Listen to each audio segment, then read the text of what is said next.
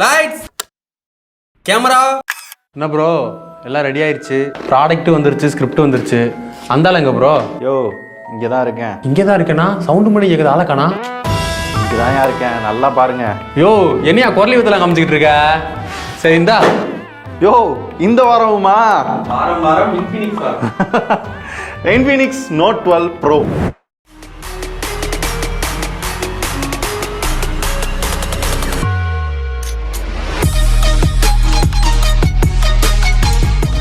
என்னன்னு இதை பத்தி பேச?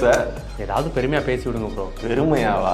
என்ன G99 கொடுத்துருக்காங்க, புது ப்ராசஸர். இந்தியாவிலே ஃபர்ஸ்ட் டைமா இவங்க தான் லான்ச் பண்ணிருக்காங்களா. இந்த G96 இருக்குல்ல, அதோட கொஞ்சம் பெட்டரா இருக்கும். 30% பவர் சேவிங் இருக்கும். அண்ட் 6 nm ப்ராசஸர் அப்படின்றதுனால நம்மளுக்கு பவர் எஃபிஷியன்சியுமே இன்னுமே பெட்டரா இருக்கும். ஆண்ட்ராய்டு ஸ்கோருமே 3,80,000 மேல வருது. சும்மா இல்ல, 8 GB RAM, 256 GB internal, UFS 2.0 வந்து கொடுத்துருக்காங்க. LPDDR4X RAM யூஸ் பண்ணிருக்காங்க. ஸோ இது சேர்ந்து இந்த அளவுக்கு பர்ஃபார்மன்ஸ் கொடுக்குது. ஆனா என்ன, 4G ப்ராசஸர். 5G வரப்போகுது. ஜியோ அனௌன்ஸ் பண்ணிட்டாங்க, ஏர்டெல் அனௌன்ஸ் பண்ண போறாங்க. 4G வேணுமா 5G வேணுமான்றதை நீங்க தான் சூஸ் பண்ணணும். இருந்தாலும் 5Gலேயே ஒரு நல்ல ப்ராசஸர் வந்து கொடுத்துருந்துருக்கலாம். மை ஒப்பீனியன் சொல்றேன். இருந்தாலும் எனக்கு கொஞ்சம் ஆச்சரியமா இருந்தது என்ன அப்படின்னா, ஃபோன் பெருசா ஹீட் ஆகவே இல்லை. சார்ஜ் போடுறப்ப, கேம் விளாடுறப்ப, நார்மல் யூஸ்லயும் பாத்தீங்கன்னா பெருசா இல்லை. ரொம்ப இன்டென்ஸா கேம் விளாடுறப்ப மட்டும் லைட்டா வார்ம் ஆச்சுன்ற மாதிரி ராஜேஷ் சொன்னாரு. ராஜேஷ் கேமிங் எப்படி இருந்தது? 1 கேம் விளாண்டேன் ப்ரோ, நல்லா ஸ்மூத்தா தான் இருந்துச்சு, ஒன்றும் பிரச்சனை இல்லை. ரைட். இந்த டிசைன் பாத்தீங்களா, 17,000 ரூபாய்க்குள்ள கொஞ்சம் யூனிக்கா கொடுத்துருக்காங்க. மேட் ஃபினிஷ்ல குவாலிட்டியுமே பாத்தீங்கன்னா பிளாஸ்டிக் தான். எப்படி மெட்டல் கிளாஸ்லாம் பெருசா அவங்க கொடுக்க போறது இல்ல. ஆனா நல்லா பண்ணிருக்காங்க, பாக்குறதுக்கும் பாக்ஸி டிசைன்ல நல்லா இருக்கு. ஆனா இதுல இன்னொரு பிளஸ் என்ன அப்படின்னு பாத்தீங்க அப்படின்னா, 6.7 இன்ச்ல Full HD Plus AMOLED display, 1000 nits peak brightness, white white L1 support, அதே மாதிரி 100% DCI-P3 colour comment, true colour அப்படின்ற மாதிரி அப்படின்ற மாதிரி பில்டப் கொடுத்தாலும், எனக்கு யூஸ் பண்றப்ப, OTT-ல மூவிஸ் பாக்குறப்ப, வீடியோஸ் பாக்குறப்ப இது எல்லா வகையிலும் நல்லா இருந்துச்சு. அவுட்டோர்ல யூஸ் பண்றப்ப நல்லா பிரைட்டா இருந்துச்சு. ஆனா ஒரு கம்பேரிசனோட பார்த்தா தான் இந்த டிஸ்பிளே எந்த அளவுக்கு நல்லா இருக்குன்னு தெரியும். அதனால இந்த பட்ஜெட்டுக்கு கம்பேர் பண்ணக்கூடாது, இருந்தாலும் பண்ணுவோம். இது வந்து சாம்சங்கோட A33, இதுலயும் AMOLED டிஸ்பிளே இருக்கு. சாம்சங்கோட AMOLED எப்பயுமே நல்லா இருக்கும், இதுலயும் AMOLED டிஸ்பிளே இருக்கு. ரெண்டையும் கம்பேர் பண்ணி பார்ப்போம். இல்லங்க, நியூட்ரலா இருக்க மாதிரி இருக்கு. இது பிரைட்னஸ் அதிகமா இருக்கு, ஒரு ஷார்ப்னஸ் இல்லாத மாதிரி இருக்கு. என்னங்க இதுலயும் ஷார்ப்னஸ் இருக்குங்க, தெரியலீங்களா?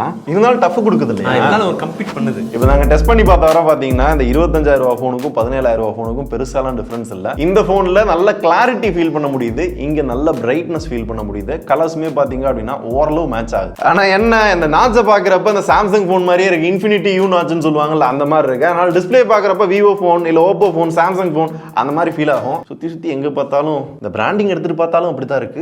அப்புறம் AMOLED டிஸ்பிளே அப்படின்னு ஒண்ணு எல்லாருக்குமே எதிர்பார்ப்பு என்ன இருக்கும் அப்படின்னா, நீங்க மட்டும் இல்ல, எங்க டீம் மட்டுமே பாத்தீங்கன்னா இன் டிஸ்பிளே ஃபிங்கர் பிரிண்ட் தான் இருக்கான்னு கேட்டாங்க. கிடையாது, சைட் மவுண்டட் தான் கொடுத்துருக்காங்க. நல்லா ஃபாஸ்டா அன்லாக் ஆச்சு. அண்ட் ஃபேஸ் அன்லாக்கும் good. Then 108 megapixel camera. போன டைம் நம்ம ஒரு விஷயம் கேட்டோம்ல, ஆனா ஓய் இந்த கேமரா சென்சார் என்னன்றத வட்ட நீங்க சொல்ல மாட்டீங்களே, சரியான ஆள் ஓய் நீங்க.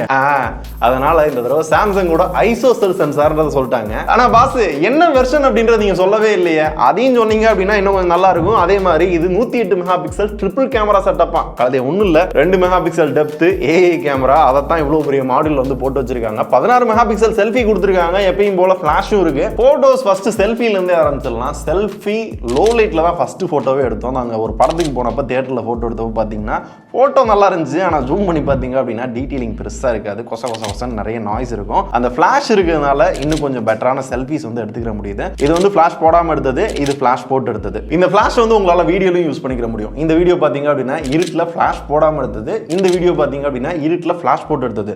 ரெண்டுத்துக்குமே அந்த டிஃபரன்ஸ் பார்க்க முடியும். ஆனா கிளாரிட்டி தயவு செஞ்சு எதிர்பார்க்காதீங்க. ஆனா நார்மலா பகல்ல செல்ஃபி எடுத்தீங்க அப்படின்னா ஓரளவு போட்டோ நல்லா இருக்கு. பேக் கேமரா, அந்த மெயின் கேமரால எடுக்கிற போட்டோஸ் மட்டும் ஓரளவு நல்லா இருக்கு. இன்டோர் போட்டோஸ்மே பாத்தீங்கன்னா நல்லா இருக்கு. இதுலயும் பெருசா டீடைலிங் இல்ல. உங்களோட கேமரால ஒரு நல்ல இம்ப்ரூவ்மெண்ட் அப்படின்னா உங்களோட நைட் போட்டோகிராஃபி. நார்மல் போட்டோக்கும் நைட் போட்டோக்குமே பாத்தீங்க அப்படின்னா நல்ல டிஃபரன்ஸ் தெரிஞ்சது. ஸோ ஓவராலா 17,000 ரூபாய் கொடுத்து இந்த போனை நான் வாங்குறேன் அப்படின்னா இன்னும் நிறைய எக்ஸ்பெக்டேஷன் கேமரால இருக்கும். அந்த எக்ஸ்பெக்டேஷனை பூர்த்தி பண்ற அளவுக்கு இவங்க பண்ணல. அப்புறம் வேற என்ன ராஜேஷ் மிஸ் பண்ணோம்? அப்புறம் 5000 mAh பேட்டரி இருக்கு bro. 33 watt fast charging support கொடுத்துருப்பான். ஆமா ப்ரோ. அப்புறம் ப்ரோ அந்த OS பத்தி பேசிருங்க. Android 12 கொடுத்துருக்கான். XOS மேல Android 13 வருமா இல்ல அப்டேட் கொடுப்போமா இல்லையான்றது எப்பயும் சொல்றது இல்ல, இப்பயும் சொல்லல. அண்ட் இன்ஃபினிக்ஸோட எல்லா போன் மாதிரி இதுலயும் DTS டூயல் ஸ்டீரியோ ஸ்பீக்கர் இருக்கான். எப்படி இருக்குன்னு செக் பண்ணிடுவோமா?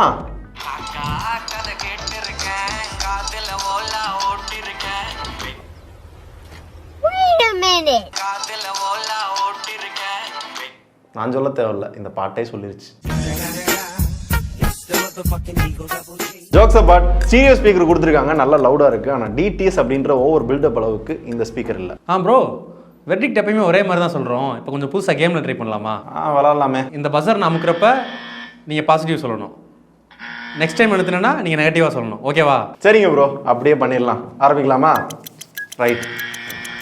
பாசிட்டிவ் அப்படின்னா G99 இருக்கு, பர்ஃபார்மன்ஸ் நல்லா இருந்துச்சு, கேமிங்க்கு நல்லா இருந்துச்சு, அண்ட் AMOLED டிஸ்பிளே கொடுத்துருக்காங்க, பார்க்கறதுக்கு நல்லா இருக்கு. AMOLED டிஸ்பிளே கொடுத்து என்னங்க பிரயோஜனம்? முன்னாடி பாருங்க, சாம்சங் போனா இல்லை ஓப்போ போனா விவோ போனான்றது தெரிய மாட்டேங்குது, யூனாச் கொடுத்துருக்காங்க.